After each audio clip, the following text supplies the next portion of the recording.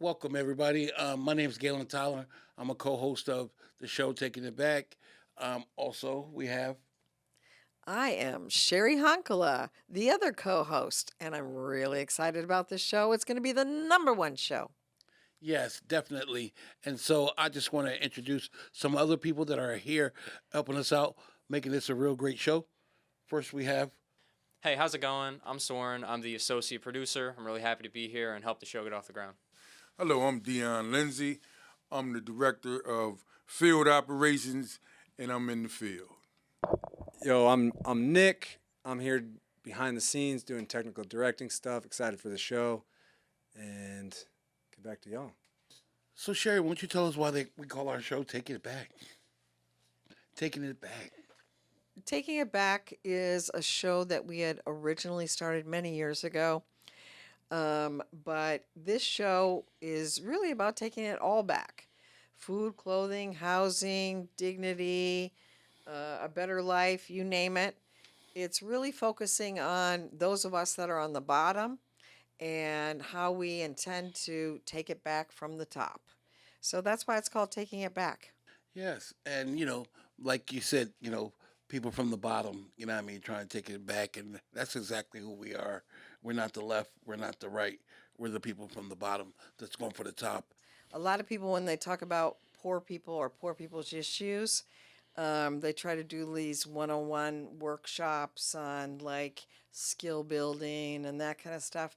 And what I'm talking about is lifting up the why, you know, Mm. not just like, here's how to adjust to a lower standard of living, but like I'm hoping that we can talk about how disgusting it is that people don't have the dignity to have enough money to wash their laundry. Talk about what it feels like to not be able to like fix your car when you need to fix your car. Uh, the talk about the what it feels like when you need a new prescription to be able to do something as basic as be able to see, and you can't afford a pair of glasses. Or they do all those jokes like somebody's from Kensington if they've got teeth missing.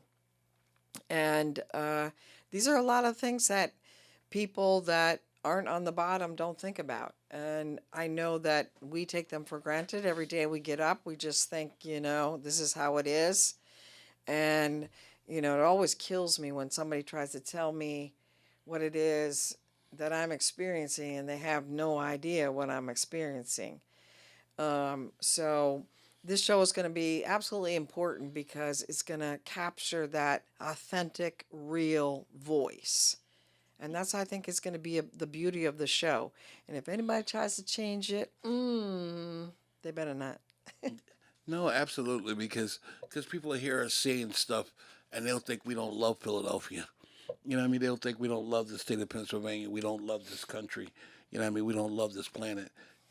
That's the reason why we do the things that we do, because we just see as a major contradiction out there where some people are allowed to have, like, you know, $250 billion. You know what I mean? And someone else that aren't able to get, like you said, making choices between, do I pay my electric bill, or do I buy some food, or do we have to always manage to eat the worst of the worst?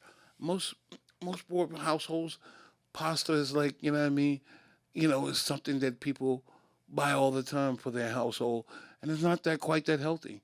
And we don't think that people should have to just pick and choose to eat food. You know what I mean, just to have something to sustain them. That's really not that healthy for them. And living in one of the richest countries in the world, we would like to know where our money goes to if it's not going to the people. And let's talk about that, because, like, when you said the question why, I think why is a very important question, because they'll talk about all the branches and leaves and stuff like that, but they won't talk about the root causes. And one of the things that we're going to talk about is the root causes on this show. So, Sherry, what are some of the issues we've been talking about? We're going to be talking about some of the stuff that our friends can't really get in front of the camera and talk about, which is their fear of their children being taken right now, their dads, their moms, and and being swift away, taken and kidnapped by ICE, and what exactly that means, and the fact that not a lot of people are talking about that, not enough people are talking about that. What are some of the international issues that we're going to touch on, or places in the world? Oh, we definitely going to talk about Palestine, probably talk about the Congos, talk about what's happening in Mexico at the border for sure. Talk about what's happening in Libya. Like, just talk about stuff that's happening, even, what I mean, in the European Union and different, stuff that is happening all around the world. We really want to talk about, like, the larger issues, but bringing it real close to home and show people how it's affecting them. Because when I think about living in a city that has, you know, almost what is it, like 10 times more abandoned houses than homeless people, that's like something that just doesn't make sense. And I think somehow we need to be talking about this. We hope that you will also tune in when I do a special cooking show. That was a joke. For sure. Yeah, I can't really cook, but maybe we can have somebody on that can talk about, like, how to cook poor people's grub. I've tasted some friends who maybe we could have a contest of who can create the best chi-chi, the best prison chi-chi. or just being able to figure out how to maintain as food and stuff like that keep going up and up, how we able to like buy stuff that be able to feed our families without taking away all the healthy stuff. We're also going to let people know about how they can weather all of these welfare cuts that are happening right now, who can be cut, who can't be cut, that kind of thing. But also, we're going to be talking about or talking and interviewing young people. And, you're not that young anymore, Galen. I still am. But we're going to be, interviewing different young people and talking about what are the number one issues that are impacting them right now that they're thinking about, that kind of stuff. The same thing with seniors. We're going to be lifting up what's happening in the LGBTQ community in terms of like what's happening in terms of employment and housing and getting access to food and all of those kinds of things. So there's not a section of the population that's going to be left out. The thing that we all have in common is we're fighting for our survival on the bottom, and we're going to make sure we lift those things up and we put a spotlight on them, not from a nonprofit industrial complex lens, but from a poor people's lens. Yes, and when I think about it, it's some people out here in the city that's doing some good work as well, that's not being highlighted and giving people an opportunity to come in and talk about the good work that they're doing in relationship to so many different things around gun violence that's not, talked about, all day, every day, with people that are in the neighborhood, in the trenches, and not getting the city dollars, the state dollars, or the money. But are really out there talking to the kids every day and trying to ensure kids got another day to live. And people will see, footage of our marches, our takeovers. Uh, I'm excited because I'm going to be receiving an award from the city of Philadelphia, and named after Dave Rambler. We're going to be talking a little bit about who he was, and the importance of his legacy. And the list goes on. And of course, we want to hear from those of you that are watching or listening to this show on what are some of the issues that you want us to talk about.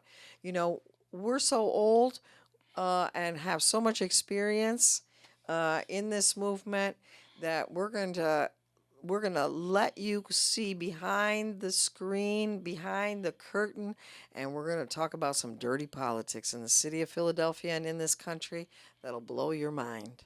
And we're going to give credit where credit's due. Not just, when we do the credits and we list all the people that are part of this process, but something slimy that a lot of other organizations and movements don't do. And we're going to pay tribute to our ancestors and everything that we've learned and all the ideas that we've taken from them and tried out and that kind of stuff, that's essential because we know what it's like to set the table over and over again, and there's a whole lot of people eating from it. And we think it's important to talk about the shoulders that we stand on. And so we're going to be lifting up our ancestors as well. Definitely, Sherry.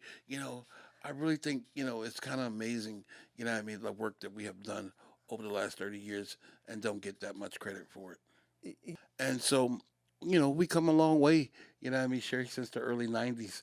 You want to say a little something about how we've been doing it thus far?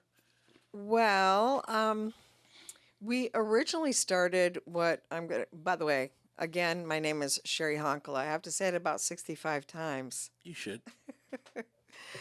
It's just because the bad guy out there makes us all try to disappear. But anyway, we originally started a welfare rights organization called the Kensington Welfare Rights Union, and then that became the Poor People's Economic Human Rights Campaign. And then from the Poor People's Economic Human Rights Campaign, we developed a component of the Poor People's Economic Human Rights Campaign that's called the Poor People's Army. And we have come a long way. We have poor and homeless people that are a part of this movement that are across the entire country. Welfare recipients, homeless people, people in recovery, people that are disabled, people that are transitioning, people that are every color in the rainbow, you name it. That's who we are, including ourselves. Absolutely, because I'm a formerly homeless father myself. And, it was until I got with an organization, the Kensington Welfare Rights Union, that I decided to start fighting for basic economic human rights and ensuring that like our survival was connected to other people's survival. And that's one of the things that I love about this organization. But we're gonna show a whole lot of stuff, in the shows to come. But you know, one of the things that we just want to let people know on the show is like the stuff that we do every day in relationship to helping people get food, clothing, housing, healthcare, education, you name it, by any means necessary. Yeah, and we're also gonna bring people a lot of joy. And here's where I get my joy. Clap, applause. You're too funny with that. That feature's turned off right now. Yeah. Oh man. Future.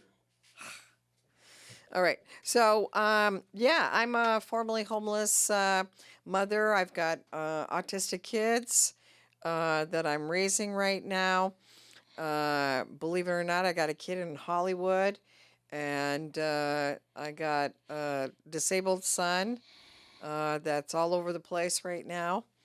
And we're just gonna talk about our everyday real lives and why more people don't know about us. We're gonna talk about that hidden secret on one of these shows. Yeah, because after like 3 decades of doing work, in the community and around the country, and also reaching out internationally, you would think people would know about us, like McDonald's or something like that. Yeah, exactly, but they don't. And we'll solve that mystery in one of the series from one of the shows. But we'll have many different guests on here, and we'll hear from the real experts, people that actually know what it's like to live on the avenue, know what it's like to go through fentanyl withdrawal, know what it's like to do time in prison. We're going to hear it from the horse's mouth. And also people that had businesses, people that had real decent jobs, and see that just fade into the black, that was here one day and gone the next day. And so I just think that this is going to be a terrific show. I'm going to try not to be as serious, as I'm always. I'm going to try to, you know, make sure people want to be just hear the excitement that we bring, to neighbors, community, and the work that we do. People, it's like a joy that people see us to help them, go from not having food to be able to have food, to not having a place to stay, to having a place to stay. And, we're trying to do this for the generations to come. And all day, every day, we try to meet and work with different people that are not getting their basic necessities, that are having a hard time figuring out how to provide for themselves and their families. Sherry, when I think about like the 30 years of like working inside Kensington, you know, and really, moving from like a survival, standpoint for ourselves to moving to the point of like it's bigger than us, and like we're not doing this show, to get famous or anything like that. This isn't not about. Speak for yourself. I'm not on here to get a wife or anything like that. Speak for yourself.